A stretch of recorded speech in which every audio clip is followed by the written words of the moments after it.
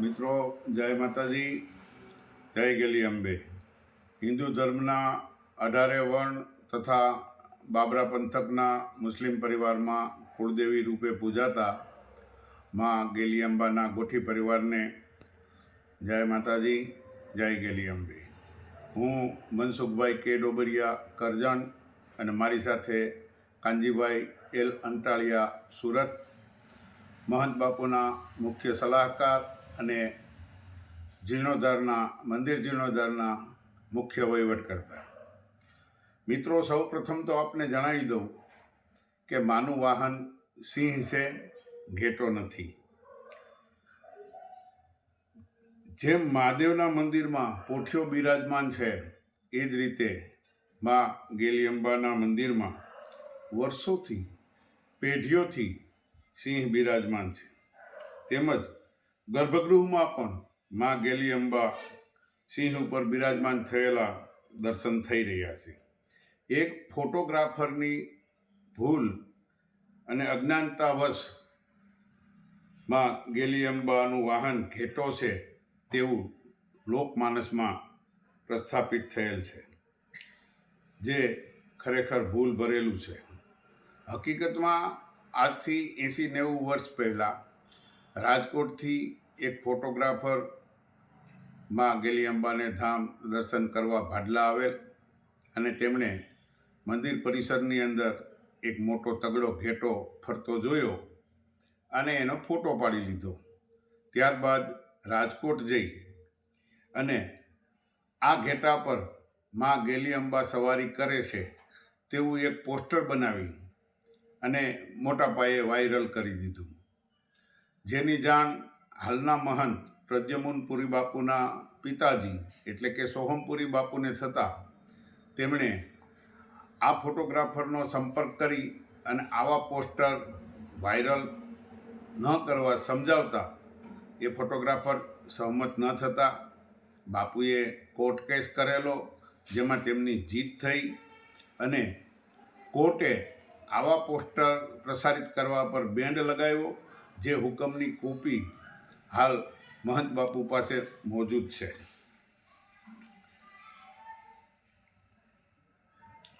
આજની તારીખમાં તે ફોટોગ્રાફરના વંશમાં કોઈ હયાત નથી. સંપૂર્ણ વંશ નાશ થયેલ છે. આપણે પણ સંજોગો વસાત, સમય અને સંજોગો વસાત આ ભૂલમાં સામેલ થઈ ગયા અને આપણા કુળદેવી માં ગેલી અંબાને ઘેટાની સવારી દર્શાવતા ફોટા, છબી અને મૂર્તિ પૂજવા લાગ્યા, જેના કારણે ક્યાંક ને ક્યાંક આપણે વ્યવહારિક, પારિવારિક, આર્થિક કે સામાજિક સમસ્યાઓ સતાવી રહી હોય તેવું જણાય છે. મિત્રો, આપણાથી અજાણતા થયેલી ભૂલ સુધારવાનો એક સોનેરી અવસર માતાજીએ આપણને આપ્યો છે. હાલ માતાજીના મંદિરનો જીર્ણોદ્ધાર થઈ રહ્યો છે, ભવ્ય અને દિવ્ય જીર્ણોદ્ધાર થઈ રહ્યો છે, જે છેલ્લા 4 વર્ષથી ચાલુ છે અને હજુ 2 વર્ષ ચાલવાનો છે. જે દરમિયાન માતાજીના મંદિર અને ગાદીને સમર્પિત આગેવાન સેવકોની મિટિંગ થતી રહેતી હોય છે. તેમાં નક્કી કરવામાં આવ્યું કે આપણે નવા મંદિરમાં પથ્થરની જગ્યાએ સોનું, ચાંદી, તાંબુ, પિત્તળ અને કાંસુ પંચધાતુથી બનેલ સિંહ પધરાવવો છે, જેમાં મૂળ શીતલ, જિલ્લો અમરેલી અને હાલ મુંબઈમાં રહેતા લાલજીભાઈ સોરઠિયા દાતા બનતા 351 કિલો વજનનો પંચધાતુનો સિંહ તૈયાર થયેલ છે, જેને દિવાળીના સમય દરમિયાન મંદિરના ઓટલા ઉપર ગોઠી પરિવારને દર્શન માટે પધરાવવામાં આવતા અસંખ્ય સેવકોનો આગ્રહ છે કે આ માતાજીના વાહન સિંહ અને માતાજીની રથયાત્રા અમારા ગામમાં, મઢમાં કે પંથકમાં કરાવો. અમારે તેના પૂજન વધામણા કરવા છે, જેથી અનેક સેવકોની માગણીને ધ્યાને લઈ તૈયાર થયેલ સિંહ અને માતાજીની રથની ફેરણી કરવાનું નક્કી કરેલ છે. જેના માટે એક ભવ્ય અને દિવ્ય રથ તૈયાર કરવામાં આવશે. કચ્છ, કાઠિયાવાડ, પાટણ, અમદાવાદ, ખેડા, નડિયાદ, વડોદરા, ભરૂચ, સુરત, નવસારી અને મુંબઈ સુધી રથયાત્રાની પહેરણી કરાશે. જેમાં મંદિરની મર્યાદા તથા જીર્ણોદ્ધારની માહિતી દર્શાવતા પોસ્ટર રાખવામાં આવશે. છેલ્લા 77 વર્ષથી પ્રજ્વલિત અખંડ જ્યોતમાંથી બીજી એક જ્યોત પ્રગટાવી અને રથમાં પધરાવવામાં આવશે. સાથે મ્યુઝિક સિસ્ટમ રહેશે. માતાજીએ જીર્ણોદ્ધાર માટે યોગદાન મેળવવાની રજા આપી હોય, જેથી દાનપેટી અને પાવતી બુક સાથે રહેશે. નક્કી કરેલ સ્થળ પર રથ પહોંચતા માતાજીના જયઘોષ સાથે માના સામૈયા કરવામાં આવશે. 11 વર્ષથી નાની 7 દીકરીઓ દ્વારા માના દર્શન, પૂજન અને વધામણા કરવામાં આવશે. સાકરિયા દાણા, પીપરમેન્ટ અને ચોકલેટનો પ્રસાદ ધરાવાશે, જે ઉત્સવના અંતે તમામ સેવકોમાં વહેંચી દેવામાં આવશે.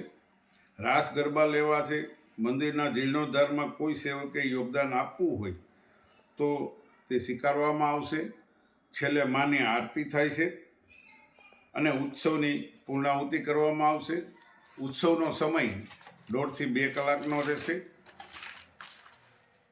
મિત્રો, આ રથયાત્રાના રૂટ અને સ્થળની વ્યવસ્થાની વાત કરું તો સૌ પ્રથમ મા ગેલી અંબાને ધામ ભાડલા મુકામે મંદિરના આગેવાન સેવકોની એક મિટિંગ થશે, જેમાં કચ્છ, કાઠિયાવાડ અને ગુજરાતના તમામ જિલ્લામાંથી 4 થી 5 આગેવાન સેવકની નિમણૂક કરવામાં આવશે. ત્યારબાદ તમામ જિલ્લા આગેવાન સેવકોની મિટિંગમાં મા ગેલી અંબાને ધામ ભાડલા મુકામે રાખવામાં આવશે, જેમાં તેમને રથયાત્રાની રૂપરેખાની સંપૂર્ણ માહિતી સમજાવવામાં આવશે અને તેમના જિલ્લામાંથી 15 થી 20 સેવકોનું એક જિલ્લા સેવક મંડળ બનાવવાનું કહેવામાં આવશે. જિલ્લા સેવક મંડળની રચના થઈ ગયા બાદ તમામ જિલ્લા સેવક મંડળની એક બીજી મિટિંગ ભાડલા મુકામે રાખી સંપૂર્ણ જિલ્લા સેવક મંડળને માતાજીના સવારીના સિંહ અને માતાજીના રથયાત્રા વ્યવસ્થા સમજાવવામાં આવશે અને તેમના જિલ્લામાં આવેલ તમામ તાલુકામાંથી 4 થી 5 તાલુકા આગેવાન સેવકની નિમણૂક કરવાનું કહેવામાં આવશે અને તે તાલુકા આગેવાન સેવકોને 15 થી 20 સેવકોનું એક તાલુકા સેવક મંડળ રચવાનું કહેવામાં આવશે.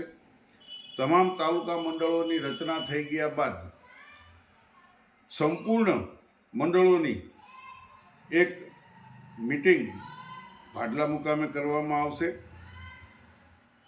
અને તે તાલુકા મંડળમાં અને તેમના તાલુકામાં આવેલ તમામ ગામોની માહિતી એકત્ર કરવાનું કહેવામાં આવશે, જેમાં કયા ગામમાં કઈ જ્ઞાતિનો મઢ આવેલો છે,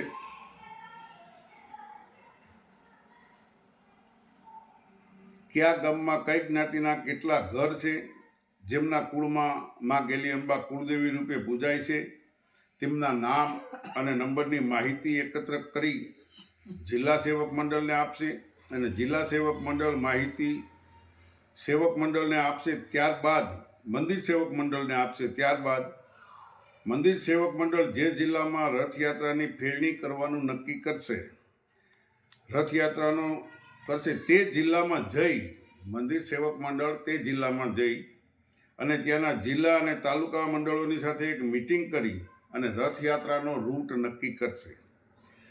તે ગામની આસપાસના 5-7 ગામોના ગોઠી પરિવારને તારીખ, વાર અને સમયની માહિતી આપી આમંત્રિત કરવાની જવાબદારી તાલુકા સેવક મંડળને સોંપવામાં આવશે. ક્યાંથી ક્યાં જવાનું તે પણ તાલુકા સેવક મંડળ નક્કી કરશે. રથની સાથે મહંત પરિવારમાંથી એક વ્યક્તિ તથા મંદિર તથા જિલ્લા મંડળના 8-10 સભ્યો સેવકો સાથે રહેશે. તેને રહેવા, જમવા તથા રાત્રિ નિવાસની જવાબદારી પણ તાલુકા સેવક મંડળને સોંપવામાં આવશે. મિત્રો, આ રીતે માતાજીના સવારીના સિંહ અને માતાજીની રથયાત્રાનું આયોજન આપણે સૌ સાથે મળીને કરી રહ્યા છીએ. આ વિડીયો વધારેને વધારેમાં શેર કરજો, જેથી જેના પરિવારમાં મા ગેલી અંબા કુળદેવી રૂપે પૂજાય છે તે તમામને જાણકારી મળી રહે અને જગતને જાણ થઈ જાય કે અમારી માં સિંહની સવારી કરે છે, ઘેટાની નહીં. મિત્રો, આ વિડીયો ફેસબુક, યુટ્યુબ, ઇન્સ્ટાગ્રામ તથા વોટ્સએપ પર મૂકેલ છે, જેથી વધારે ને વધારે શેર કરજો, જેથી તમામે તમામ લોકોને આ રથયાત્રા વિશેની માહિતી મળતી રહે. રથયાત્રાની માહિતીનો અન્ય વિડીયો બનાવી તમામ ગોઠીવાર પરિવારને આપણે માહિતગાર કરતા રહીશું. નમસ્કાર, જય માતાજી, જય ગેલી અંબે.